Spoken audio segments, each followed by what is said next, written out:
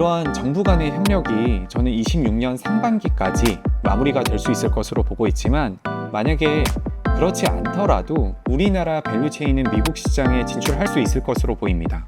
예를 들어서 웨스팅하우스가 단독으로 사업을 진행을 하더라도 기자재나 시공 밸류체인은 우리나라처럼 준비되어 있는 곳이 없기 때문에.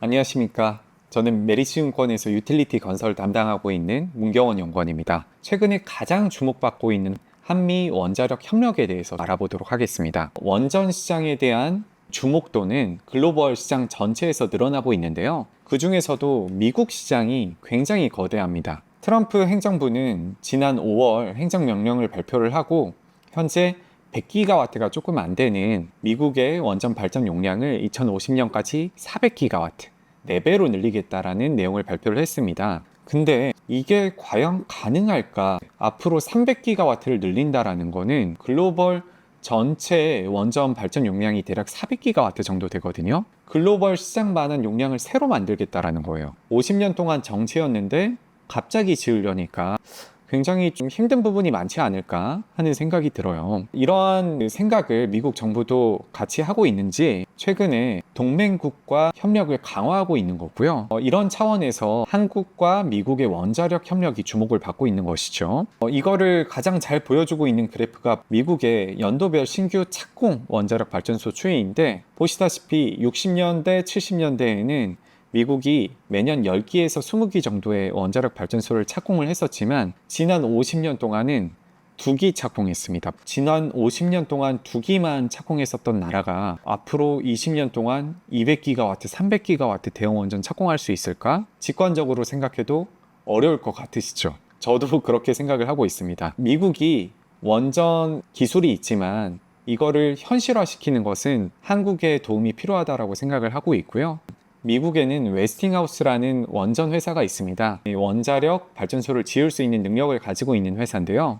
근데 문제는 웨스팅하우스 밖에 없다라는 거예요. 원래는 GE나 아니면 다른 원자력 발전소 건설 능력을 가진 회사들이 있었는데 이런 회사들이 대형 원전 사업을 다 접었어요. 그러다 보니까 웨스팅하우스 혼자 감당을 해야 되는데 앞으로 200기가와트, 300기가와트를 짓기 위해서는 수백조 원, 수천조 원의 자금이 필요할 텐데 이 거대한 사업을 혼자 진행을 하는 것이 웨스팅하우스 입장으로서는 상당히 부담스러울 거고요. 카파도 안 될 것이고요. 그리고 미국 정부 입장에서도 이러한 대형 원전 프로젝트를 한 회사에게 맡기는 것이 상당히 불안할 것입니다. 중국의 사례를 보면 중국도 대형 원전 상당히 잘하거든요. 그럼에도 불구하고 미국 웨스팅하우스, 프랑스 프라마톰, 러시아 로사톰의 해외 노형을 수입해서 쓰고 있어요. 단일 벤더의 리스크를 줄이기 위해서, 사업 리스크를 줄이기 위해서입니다. 제 생각에는 동맹국의 도움을 받아서 미국이 대형 원전 사업을 진행을 하는 게 훨씬 더 안정적인 옵션일 것 같고요. 이게 제 생각뿐만은 아닌 것 같습니다. 미국 정부의 최근 제도 개편을 보면 저의 생각과 좀 궤를 같이 하고 있는 것 같은데요. 특히나 제가 주목하고 있는 부분은 작년에 있었던 어드밴스드 액트라는 새로운 입법입니다. 원래는 미국 내에서 원자력 발전소를 해외 업체가 소유하고 운영을 하는 것이 금지가 되어 있었어요. 작년에 갑자기 70년 만에 법을 바꿔서 해외 업체도 미국의 원자력 발전소를 소유하고 운영해도 된다라고 법을 바꿨죠. 저는 이게 동맹국의 원자력 발전소 투자를 유치하기 위함이라고 해석을 하고 있습니다. 만약에 동맹국의 원자력 발전소 투자를 유치를 한다면 한국이 가장 준비되어 있고요. 사실 한국 외에는 옵션이 마땅치 않다라고 생각을 하고 있습니다. 한국의 한국수력 원자력은 지금 가지고 있는 APR 1400이라는 노형을 이미 미국의 NRC 원자력 규제 위원회로부터 승인을 받았습니다. 이제 인허가를 준비할 수 있는 제반 작업을 마련을 해 놓은 상황이고요. 경쟁 국가인 프랑스 같은 경우에는 이런 절차를 밟지 못했기 때문에 최소한 한국 대비해서 3년 정도는 뒤처져 있다라고 생각을 하고 있습니다. 제도적인 여건뿐만 아니라 한국의 시공 그리고 기자재 밸류체인이 다른 국가 대비해서 훨씬 더 잘 준비된 상황이기 때문에 미국이 동맹국과 협력을 한다면 한국이 가장 유력하다라고 보고 있습니다. 저번 달에 보면은 웨스팅하우스라는 키워드로 굉장히 어지러운 뉴스들이 오고 갔었는데요. 이런저런 이야기가 나오고 있지만 웨스팅하우스를 경쟁사로 생각을 하면 안 될 것 같아요. 어차피 기술적인 부분에서는 웨스팅하우스가 가지고 있는 장점이 있고 우리는 밸류체인, 공급망 측면에서 가지고 있는 장점이 있기 때문에 우리 한국과 그리고 미국은 경쟁사가 아니라 협력회사로서 파트너십을 맺을 수밖에 없다, 이런 생각을 하고 있어요. 웨스팅하우스 입장에서는 2030년까지 10기의 대형 원전을 착공을 하는 것이 정부의 목표이기도 하고요. 하나 더 생각을 해보면 2029년 1월까지가 트럼프의 임기 종료인데 그 임기 종료일 전까지는 대형 원전을 뭐라도 인허가를 받고 싶어 할 거예요. 그런데 이 대형 원전의 인허가 과정이라는 게 굉장히 까다로워서 3년 정도는 걸리거든요. 그러면 29년에 삽을 뜨고 싶으면 26년에는 인허가를 시작을 해야 될 거고 26년에 인허가를 시작을 하기 위해서는 하루빨리 이 JV 관련 이슈를 마무리 지어야 될 거거든요. 그래서 저는 뭐 이러한 저런 이야기가 있지만 결국에 26년 상반기 정도가 되면 우리나라와 그리고 미국 간의 원자력 협력 관련 이야기가 JV 형태가 될 수도 있고요. 지금 굉장히 여러 갈래의 방안을 논의 중인 것으로 알고 있습니다만 조금 더 구체화가 돼서 우리나라와 미국이 미국 시장에 같이 진출을 할 수 있는 그런 그림이 나오지 않을까 기대를 하고 있습니다. 이러한 정부 간의 협력이 저는 26년 상반기까지 마무리가 될 수 있을 것으로 보고 있지만 만약에 그렇지 않더라도 우리나라 밸류체인은 미국 시장에 진출할 수 있을 것으로 보입니다.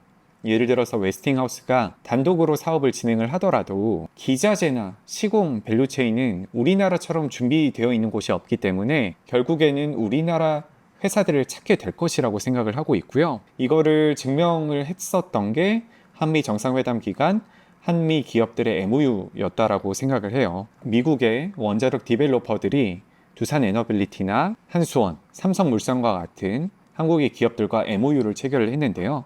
이런 것들을 보면 혹시나 JV 관련 내용들이 무산이 되거나 아니면 다른 방향으로 합의가 되더라도 그런 것과는 상관없이 우리나라 기자재 밸류체인, 시공 밸류체인들은 미국 시장에 진출할 수 있다, 이렇게 생각을 하고 있습니다. 이러한 한미 협력은 대형 원전뿐만 아니라 SMR 까지 뻗쳐 있는데요. 예시로 들 수 있는 게 한국수력 원자력의 SMR 협력이에요. 미국 SMR 프로젝트에 대해서 많이 공부해 보신 분들이라면 이런 회사들의 이름이 익숙하실 겁니다. 미국 테라파워나 오클로, 그리고 엑스에너지, 이런 회사들인데요. 예를 들면 빌 게이츠가 운영을 하고 있는 테라파워라는 SMR 회사에 한수원은 지분 투자를 결정을 하고 사업 개발을 공동적으로 같이 하고 있고요. 오클로 라는 SMR 개발사와도 함께 진행을 하고 있습니다. SMR 설계 회사들은 아직 스타트업 수준의 재무 구조와 인력을 가지고 있기 때문에 갑자기 수조 원의 사업을 진행을 하려고 하면 진행하기가 어렵습니다. 그런 사업 개발을 진행하기 위해선